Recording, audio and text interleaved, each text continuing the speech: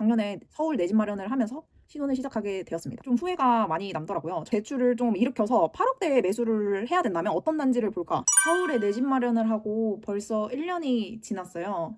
그토록 그리고 그렸던 내 집 마련에도 이제 네이버 부동산 한 번씩 들여다 볼 때마다 좀 후회가 많이 남더라고요. 저 같은 경우에는 사실 어떤 걸 맨 처음 시작할 때 나보다 먼저 한 사람이 남겨놓은 후회되는 점 이런 거를 먼저 찾아보는 편인데요. 뭐 예를 들어서 내 집 마련 후회되는 점 아니면은 결혼 준비할 때 결혼 준비하면서 후회되는 이렇게 찾아보는데 1년이 지난 지금 내 집 마련을 하면서 복귀를 통해 후회되는 점, 깨달은 점 그리고 만약 지금 내 집 마련을 한다면 어떤 단지들을 좀 볼지 순서대로 이야기를 한번 얘기해 보도록 하겠습니다. 우선 잠깐 소개를 하자면 저와 남편은 이제 결혼한 지 반년 정도 넘은 신혼부부이고 평범한 월급쟁이입니다.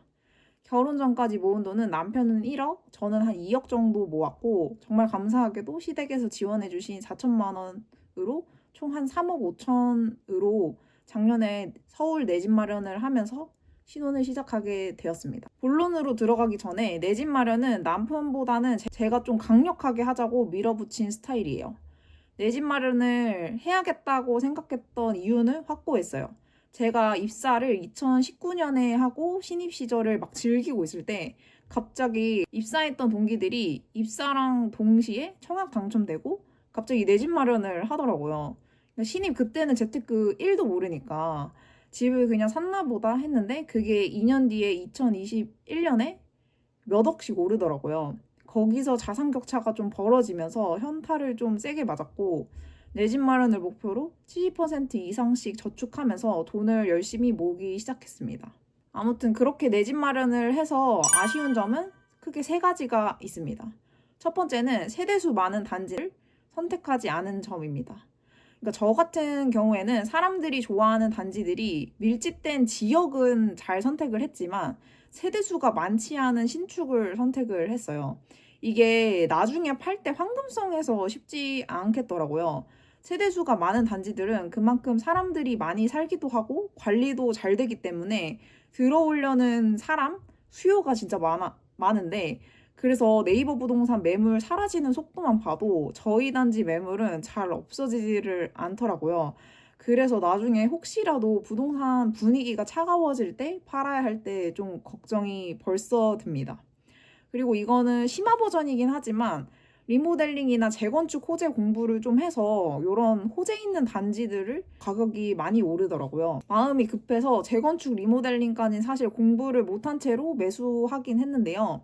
제가 후보로 봤던 단지 중에 매물이 없어서 못 사긴 했는데 시작 호가는 똑같았지만 2억은 더 오르더라고요. 그래서 상대적으로 마음이 씁쓸하기도 했습니다. 두 번째, 대출을 더 받고 더 좋은 곳을 갈 걸입니다. 지금은 대출이 막혀 있어서 한도가 최대 6억까지 정해져 있지만 제가 매수할 때만 하더라도 대출 한도가 정해져 있지 않았기 때문에 지금보다 한 단계 위 상급지를 사실 매수할 수 있었어요. 대신 매달 나가는 이자가 150만 원 더 나갈 것으로 예상돼서 무리는 하진 않았는데요. 이걸 조금 후회합니다. 왜냐면은 집값 오르는 속도가 더 빠르게 올랐어요. 사실 이거는 예측하지 못했던 부분이긴 한데 심지어 지금은 대출을 더 해주지도 않기 때문에 대출을 해줄 때 내가 감당 가능한 금액만큼 받는 것이 좀 중요하다. 라는 생각을 했어요. 최근에 은행을 가서 대출을 혹시 더 땡길 수 있을지 한번 상담을 받아봤는데 이 금융권 은행들도 다 대출이 막혔더라고요. 그래서 지금 제가 일으킨 대출이 사실상 맥스라고 합니다. 세 번째는 내 집 마련은 생각보다 비용이 엄청 많이 든다는 점입니다. 일단 저랑 남편이 모은 돈 전부를 다 털어서 거의 영원인 상태였는데 여기에 취득세, 복비, 법무사비까지 세금만 몇 천이 깨집니다. 사실 다 알고서도 매수를 했는데 이게 진짜 내 앞에 닥치니까 좀 당황스럽긴 하더라고요. 그래서 취득세는 최대 3개월까지 무이자로 가능한 걸로 알고 있는데 매달 바뀌니까 서울시 이택스 사이트를 참고해 주시면 되겠습니다. 안 되면 할부 수수료를 조금 내더라도 6개월로 늘리는 것도 방법입니다. 복비는 무조건 현금 영수증 챙기셔서 연말정산 세액공제 받으시고 법무사비는 30만 원이면은 30만 원으로 내고 해서 해주셔도 다 해주시니까 밤탱이 맞지 않고 잘 내고 하시면 좋을 것 같아요. 그 다음으로 잘한 점을 뽑자면 첫 번째, 내 집 마련을 한 것입니다. 사실 남편이 이번에 전세 살고 다음에 매수해보자 라고 이렇게 고려를 했었는데요. 결혼 준비하면서 몇 달을 걸친 설득 끝에 같이 임장을 나갈 수 있게 되었고, 같이 임장 다니다 보니 조금씩 마음의 문을 열 수 있었어요. 사실 2022년, 2023년 부동산 거의 하락장이자 이제 가격이 무릎 아래에서 살 수 있었는데 그 시기를 이미 놓쳤고 가격이 계속 조금씩 오르고 있었어요. 이미 상급지들은 많이 올라 버렸고 이제 전반적으로 아파트들이 오를랑 말랑 하는 분위기였어요. 그래서 내고도 잘 안 되긴 했었는데요. 그럼에도 그냥 매수했다는 것에는 후회가 없습니다. 두 번째는 부동산을 다니기 전에 대출이 어느 정도 나올지 은행 가서 미리 파악한 점이에요. 이게 맨 처음에 은행 가기 전에는 그냥 막연하게 한 이 정도 나오겠지라고 생각하지만 은행을 직접 가보면은 한 얼마 정도 나올지가 예상이 되기 때문에 은행을 방문하는 게 굉장히 중요합니다. 이게 최대 6억까지 나온다고 해도 연봉에 따라서 대출이 어느 정도 나올지는 천차만별인데요. 그렇기 때문에 주택담보대출 얼마 정도 나오고 거기서 부족하면 신용대출 얼마까지 나올지 미리 알아두고 아파트 가격대를 정해야 됩니다.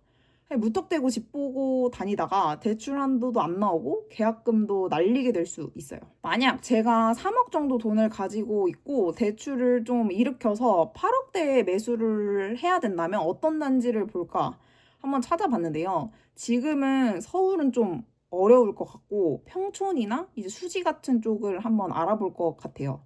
평촌은 그래도 살 거면 역을 고려해서 방 3개짜리 초원 7단지나 공작 부영이 8억대로 매수가 가능합니다.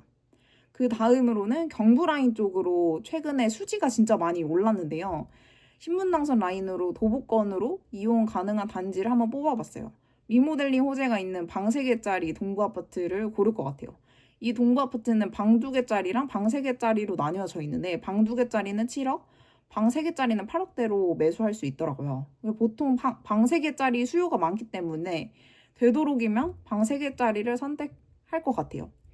아직 초기 단계긴 한데 주변이 다 리모델링 진행이 되고 있고 속도는 빠르지 않더라도 이런 호재가 있는 단지면 좋을 것 같다라고 만약에 제가 다시 돌아가서 내 집 마련을 한다면 이런 단지들을 한번 살펴볼 것 같습니다. 네. 이렇게 내 집 마련하면서 후회되는 점 그리고 잘한 점 한번 살펴보았는데요. 여러분들께도 좀 도움이 되셨으면 좋겠습니다.